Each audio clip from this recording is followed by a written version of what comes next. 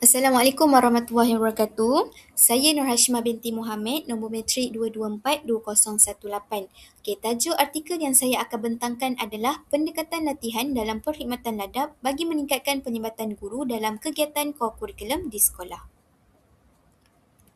Kajian ini dimulakan kerana wujudnya beberapa pernyataan masalah utama yang sering dihadapi. Jadi masalah utamanya ialah kurangnya penlibatan guru dalam kegiatan kokurikulum yang berpunca daripada 6 isu utama iaitu kurang kemahiran di mana kebanyakan guru ni tidak mempunyai kemahiran dalam aktiviti kokurikulum.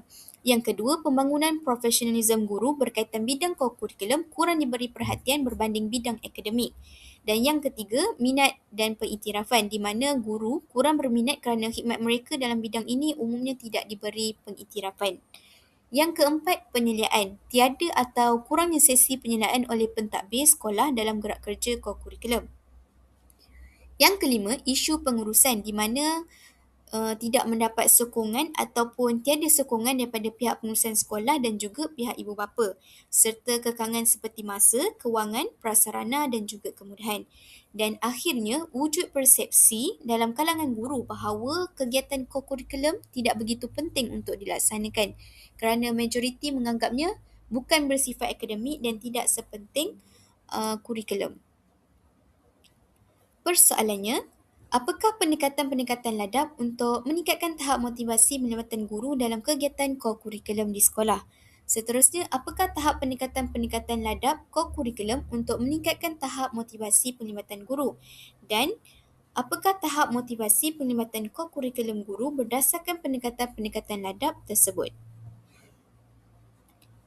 Untuk menjawab persoalan-persoalan tersebut, penyelidikan ini telah menetapkan 3 objektif kajian yang saling berkait.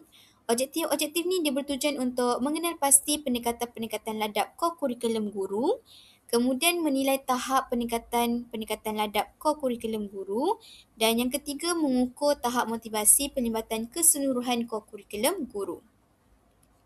Baik, sebelum kita melihat kepada dapatan, kita tengok dulu pada konteks kajian yang digunakan dalam ni adalah modul pengurusan kokurikulum NPQEL.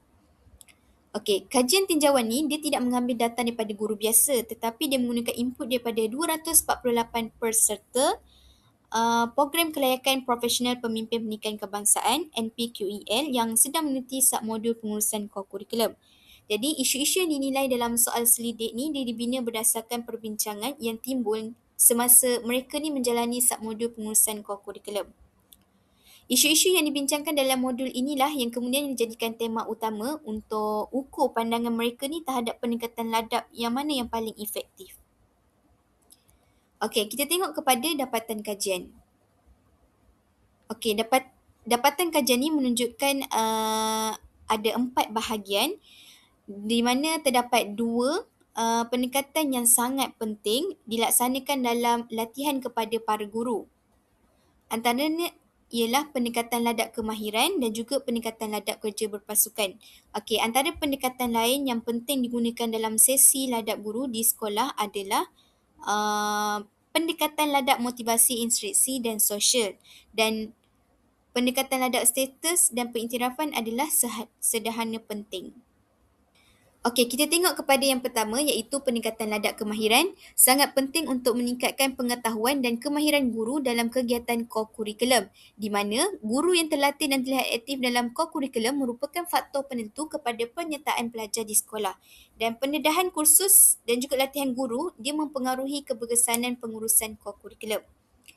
Kita tengok kepada dapatan kajian yang kedua iaitu pendekatan ladap kerja berpasukan ni adalah sangat penting. Dia memberi peluang kepada guru untuk bekerja secara berpasukan.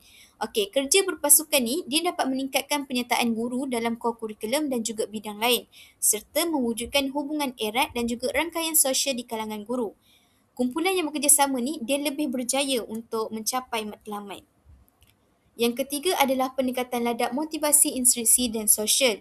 Okey, pendekatan ni dapatan kajian ini menunjukkan penting melalui peluang pembebasan tenaga, peningkatan kecergasan diri dan juga mengeratkan persahabatan. Golongan dewasa iaitu guru dimotivasikan oleh perkongsian, sokongan, kesenerokan dan rangkaian sosial yang timbul dari penyertaan kegiatan fizikal. Kegiatan fizikal juga dia menyediakan ruang untuk melegakan tekanan dan juga meningkatkan kecergasan. Yang terakhir adalah peningkatan ladap status dan pengiktirafan ni dia sederhana penting untuk meningkatkan status diri serta pengiktirafan. Di mana dapatan ni dia berbeza dengan literatur umum, motivasi fizikal yang menepati ganjaran, hadiah, kemenangan sebagai dorongan penting. Jadi faktor ni mungkinlah lebih penting bagi penyebatan pada peringkat yang lebih tinggi daripada peringkat sekolah. Okey, kita tengok kepada cadangan. Cadangan dan rumusan utama. Berdasarkan dapatan tersebut, ada beberapa cadangan. Jadi cadangan ni dia fokus kepada peningkatan dalam pelaksanaan ladap core curriculum. Yang pertama adalah tumpuan latihan ladap. Peningkatan latihan bidang core curriculum ni perlu menumpukan kepada peningkatan pengetahuan dan juga kemahiran para guru dalam kegiatan ini. Dan yang kedua, pembentukan pasukan di mana penumpuan latihan juga perlu dinitik beratkan pendekatan ke arah pembentukan gerak kerja berpasukan. Yang ketiga, peranan pemimpin instruksional iaitu pentadbir sekolah. Okey, pentadbir sekolah seperti pengurus sekolah sebagai pemimpin instruksional, dia memerlukan kedua-dua kemahiran ni. Kemahiran dan juga kerja berpasukan untuk dia berperanan sebagai coach, penyelia, perunding dan juga penasihat kepada guru dalam bidang core curriculum. Yang keempat adalah peningkatan profesionalism guru, di mana pembangunan kedua-dua aspek ni dia akan meningkatkan profesionalism guru bukan sahaja dalam gerak kerja core curriculum, tapi dalam bidang-bidang lain juga seperti akademik dan hal ehwal murid. Dan yang kelima adalah penilaian modul IAB. IAB itu adalah Institut Aminuddin Baki, di mana kajian terhadap modul pengurusan core curriculum di IAB ni perlu dibuat sama ada modul sedia ada ni telah mengaplikasikan pendekatan-pendekatan yang ditekankan ini dalam setiap sesi latihan. Seterusnya tengok kepada cadangan tambahan. Okey, cadangan tambahan ini dibuat berdasarkan isu dan dapatan kajian, terutamanya isu kurang minat atau pengiktirafan dan skor miss sederhana bagi status. Jadi cadangan tambahan yang boleh diutarakan ada 3, iaitu yang pertama adalah penilaian berkala, yang kedua pengiktirafan rasmi dan yang ketiga adalah perlindungan masa instruksional MMI. Okey, kita tengok kepada yang pertama. Penilaian berkala di mana pihak pentadbir ni dia perlu lebih kerap Pihak pentadbir ni perlu lebih kerap turun padang untuk menyelia dan memantau aktiviti core curriculum. Okey, tujuan dia mudah saja untuk menunjukkan bahawa core curriculum ni penting dan serius di mata sekolah. Okey, yang kedua adalah pengiktirafan rasmi. Okey, sekolah perlu mewujudkan satu cara rasmi untuk menghargai penyambatan guru dalam core curriculum. Okey, penghargaan ni seperti pengiktirafan dalam rekod perkhidmatan lah. Dan adalah perlu supaya usaha mereka ni dirasakan berbaloi dan setimpal dengan apa yang mereka buat. Dan yang ketiga adalah perlindungan masa. Perlindungan masa ni merancang takwim core curriculum yang lengkap bagi melindungi masa instruksional guru. Okey, takwim core curriculum ni dia perlu dirancang dengan lengkap dan awal supaya aktiviti ni tak mengganggu masa guru mengajar dalam kelas. Jadi ini juga penting untuk memastikan tugas utama guru sentiasa dilindungi.